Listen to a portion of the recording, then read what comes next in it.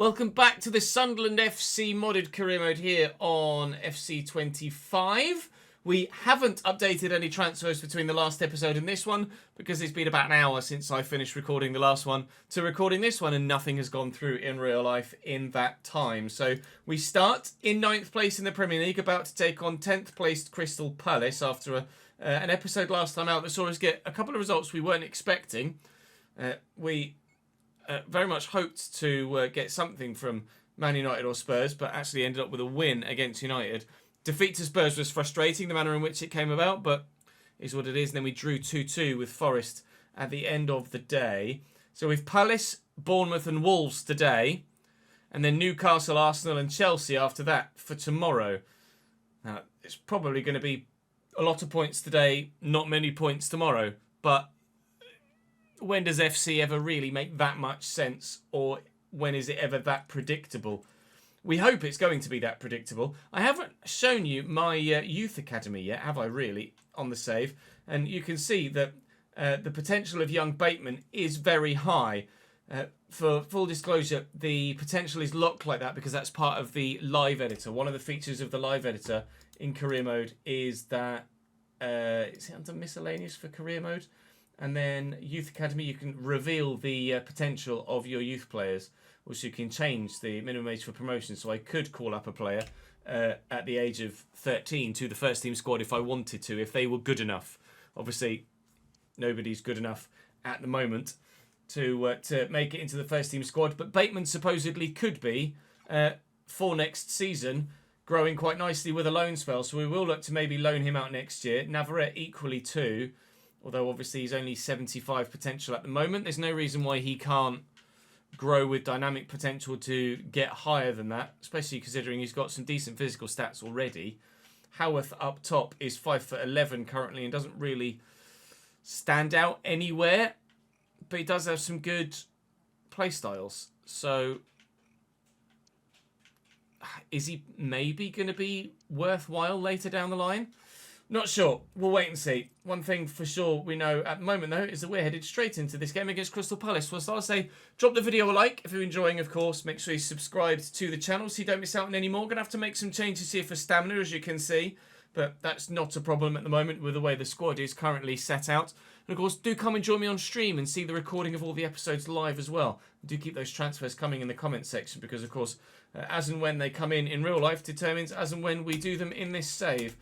Crystal Palace can play in their away kit, and they've obviously, as you can see there, signed Angel Correa for this season in this save. That's not a real-life transfer we've done in save. That's something that's happened in this particular career mode. I will change their formation, though, because we know that those three backs are balked. We shall do for them what we did for Manchester United. What we did for Manchester United didn't work for them, but it may well work for Palace. You'll notice there's a certain Thomas Partey on the bench for them, as well as Ferland Mendy too. So they have been busy in this in-save transfer market of Crystal Palace. Crystal Palace actually have a pretty decent team. Dean Henderson in goal, Munoz, Gehi, Lacroix, Ferland Mendy, Wharton and Partey, Sarr, Brandt, Eze and Correa. Certainly improved from their real-life side of the past season. So they are going to be dangerous here. There's some intriguingly good players in there. Brandt is actually being utilised on the left-hand side of midfield rather than centrally, because rather understandingly, Eberici Eze is being played in that cam role for the time being. A quick 1-2 here could work quite nicely. And then in looking for Talby, it would have been a brilliant way to start the game. Of course, we're still waiting to see if Eze's going to move in this window. He may well be an Arsenal man in real life by the end of this summer transfer window, but we'll wait and see. If Arsenal get Eze as well, I'd say it's close to, if not the best transfer window Arsenal have ever had as a club. And I'd say that that's almost objectively true, as opposed to just being a subjective statement. Good chance for Palace there to take the lead. Neil sees the space up wide here for Adingra, who is slightly unfit, but we are lacking in wide options. I could put someone like Poveda out there, but I'm informed that Poveda is significantly out of favour for Régis Lebris in real life and won't be playing another game for the club. So we're more than likely to see Sunderland sign another winger than we are Poveda start a game. Patrick Roberts is in for Talby. on the wing just for stamina reasons, as we mentioned before. Mayenda. Oh, good reaction save from Dean Henderson to stop the marauding midfielder from tucking the ball home there. Could have been 1-0 at one end, could have been 1-0 at the other. It's still 0-0 here, although it could yet change. Dan Neil, and now there's space for Enzo Lefay. Good save by Henderson again. Hit a hand. Play will continue. We have lost the possession with that advantage.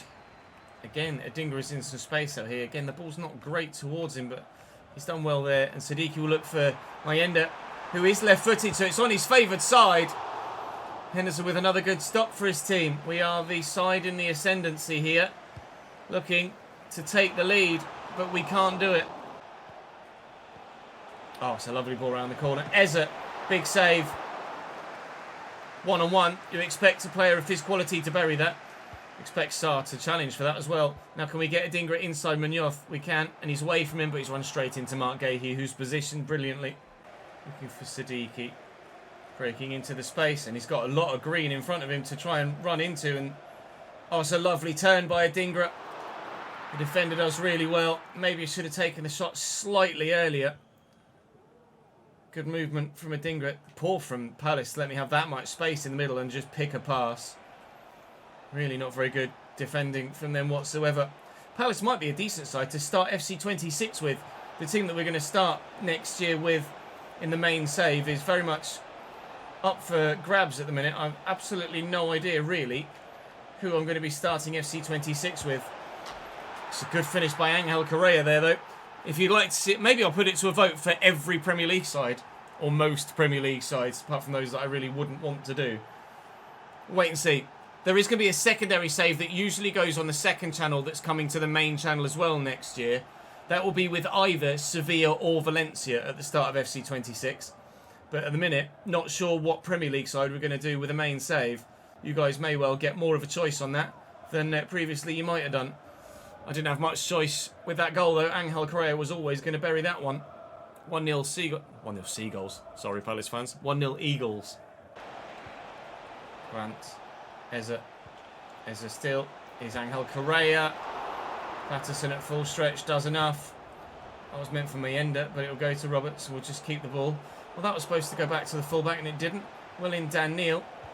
He's kept it alive as well. Brilliantly done by Dan Neil. Making up for his teammates' mistakes. Enzo Lefay has Dan Neil now looking to get forward as well. And he's away from the one midfielder there and looking for the ball. And an extra one across. And Adingra surely from here equalises for Sunderland.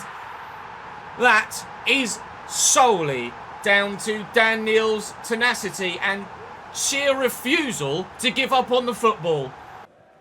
Enzo Lefay down the line to Patrick Roberts. Felamendi will have him for pace and strength, so we've got to stay away from him.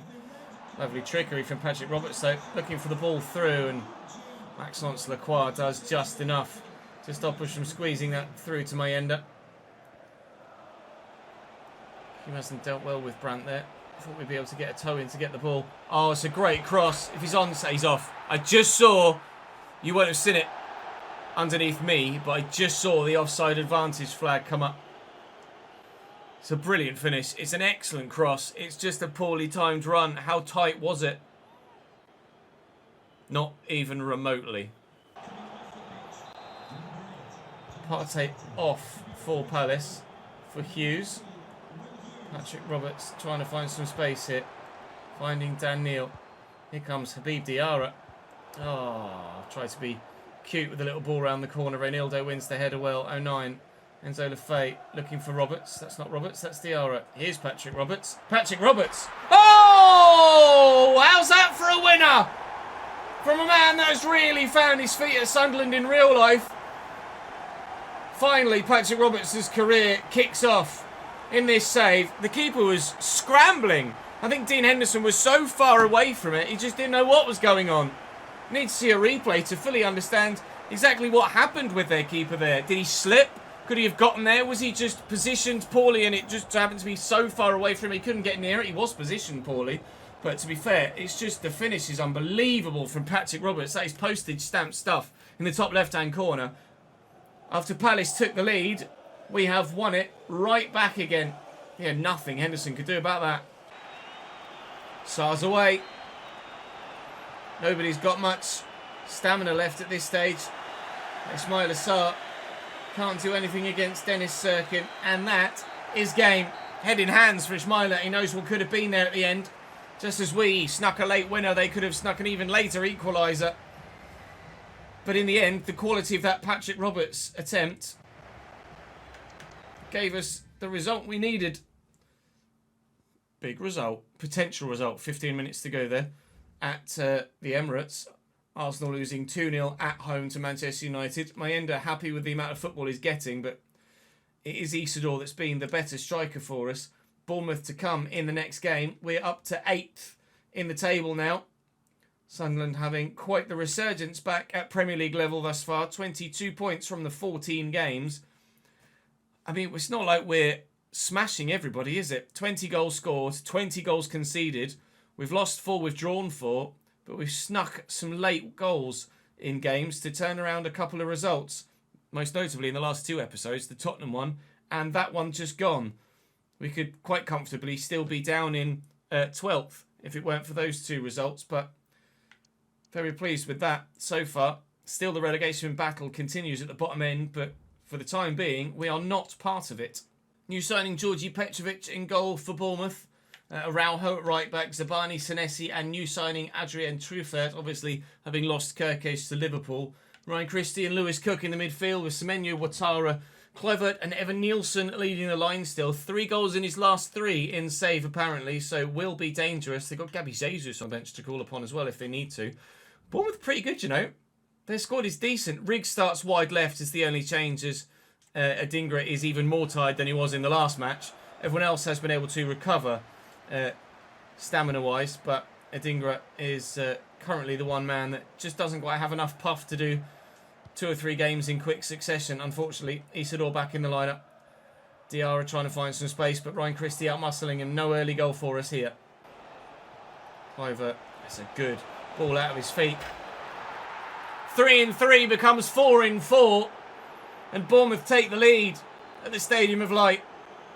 All about the change of direction and change of pace from Justin Kluivert there with that touch to get past the defender, and then Evan Nielsen with too much space really buries it on his left, and Bournemouth lead. First past the man again and delivers a good ball. Dan Ballard gets up to it and gets it away. Diarra takes it in his stride while looking out wide for Rigg, but can't find him. Semenyo cutting inside nicely and finding Evan Nielsen. It could be 2, it is. Can't deal with Evan Nielsen at the minute. 3-3 becomes 5-4. We're only 12 minutes in. Oh dear. Can't force the ball. It's just not working against Bournemouth.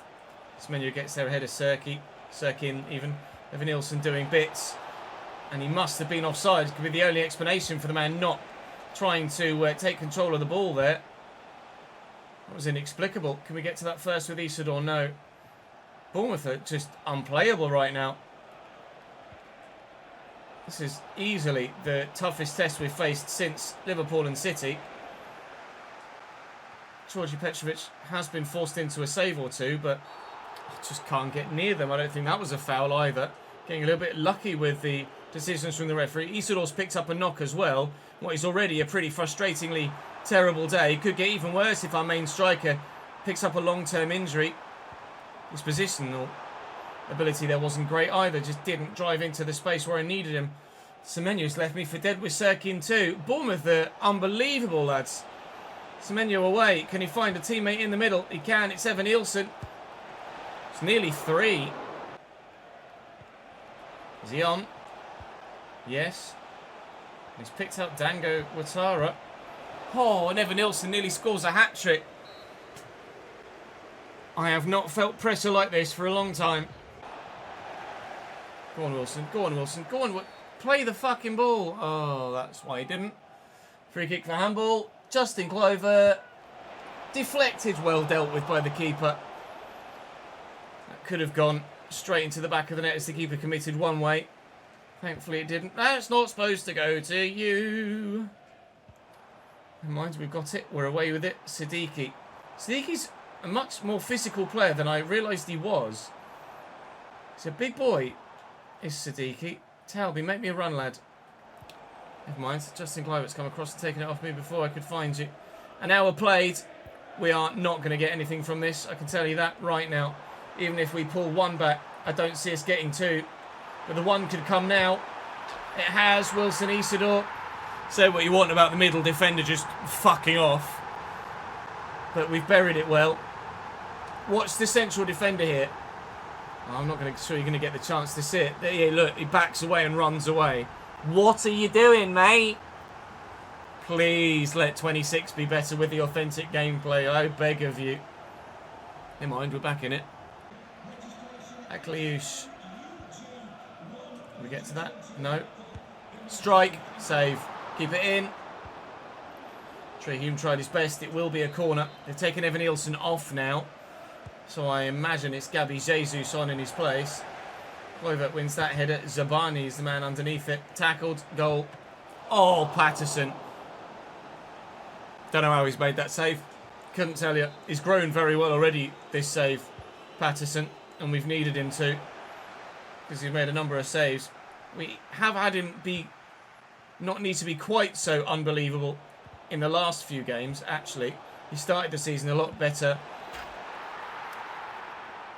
than he has been recently. Maybe it's the wrong way to phrase it. It's not like he started really well and he hasn't been good since. He's had less to do. The main thing he's done today, though, is pull the ball out the back of the net. Great finish by Gabby Jesus to make that 3. Siddiqui. Lovely take by Isidore. He's not got the quickness of feet to do what I wanted him to there.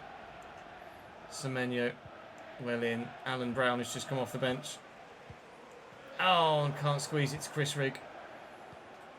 We've given as good as we can in this game, but Bournemouth have just been better and, quite frankly, too good overall. Looking for Talby. Quickly to Isidore. Maybe there's a opportunity here. I was hoping for a back heel to Brown, really. Oh, Talby's so good, though. He's dribbling sensational. I need someone in the middle, please. Anyone? What a stop. I asked for the first time from Sadiq. He didn't get it. He's won it back, though. Can't find Isidore. He's won it back, though. Can find Brown. Talby. Talby. Georgi Petrovic worth every penny so far for Bournemouth. Brown. I mean, there's so much room for Talby. So much room for Talby. Ah, Senesi read me. Win it. I mean, to be fair, he did what I asked of him. He's just not aimed it to a teammate. It's going to be 3-1 to Bournemouth here. Our first defeat since facing Tottenham. And it might even be by 4. Here's Araujo. Oh, whiskers away from a 4th. But we deserved the defeat regardless of what the scoreline ended up being. Bournemouth were quite simply better. Bournemouth wipes the floor with us. Wolves, we hope, won't. They are rock bottom of the Premier League at this moment in time. Their team is really not very good, and it's not much of a surprise that they are where they are in the league at the minute. That said, Restes in goal is decent. Matt Doherty, Emmanuel Agbadou, Philip Lienhart and Kiana Hoover is their back 4. Joao Gomez and Andre in the CDM roles with Rodrigo Gomez, Raheem Sterling on the left, Marshall Munetsi and Jurgen Strand-Larsen up top. Wang Hee-Chan on the bench. I mean, they've really not got much on the bench at all, quite frankly. So it's not really a massive surprise where they are in the league. You can see we've made some changes for this one after the disappointment of the Bournemouth game to try and replicate a better result from earlier in the season against other teams. We'll do what we can here away from home at Molineux, but I live in hope. As long as we're better than we were in the last game, that's the most important thing. Sterling. Oh, that's quickly works. Jurgen Strand-Larsen was a shining light for Wolves last year. Signed a contract extension in real life, and I think Wolves fans are pretty happy about that, especially after losing Mateusz Cunha, obviously. That's a strike that, well, I think was probably not quite needing the acrobatics that it got, but saved nonetheless from Patterson. Sterling through the gap. Completely bypassed the majority of my midfield, that. And now it's kind of... Well, actually, we've gotten the 3 back again, but Strand-Larsen plays a nice one too. Buries a really good goal. Wolves' number 9 gives them the lead.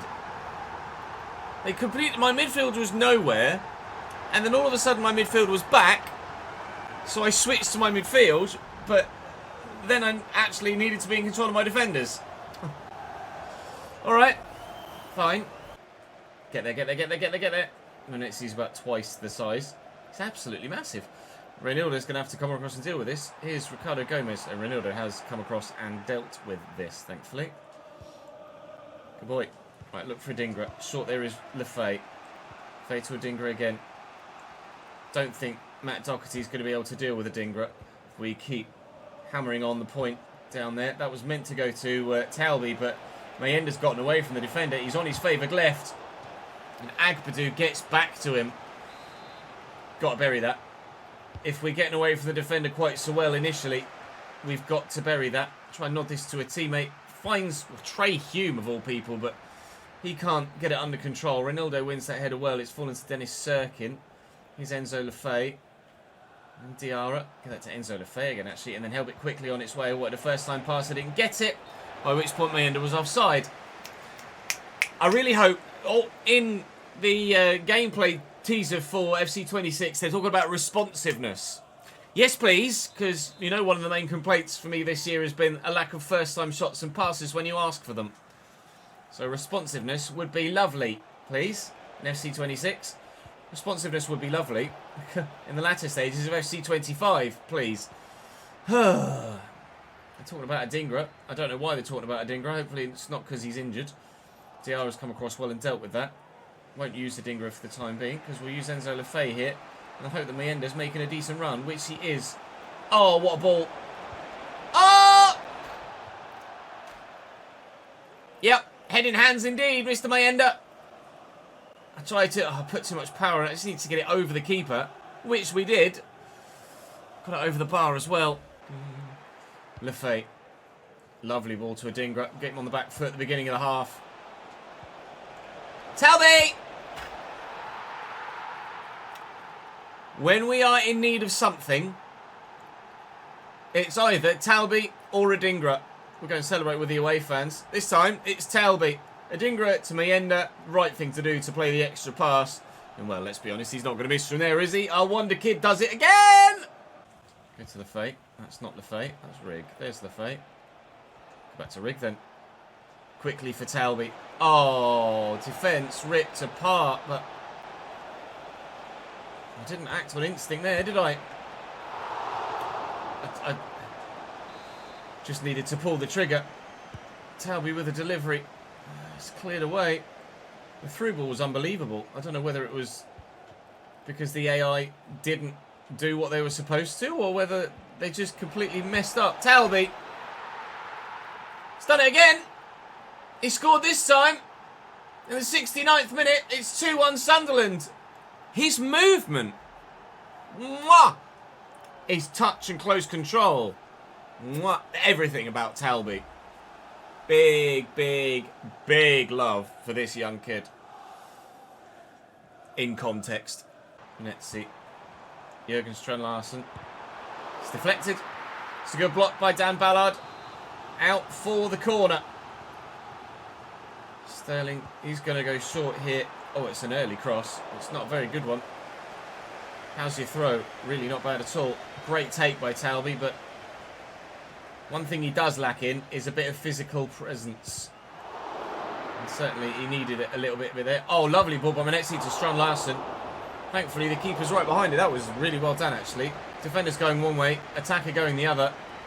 Thankfully, ball straight into the keeper. Sterling through down the line.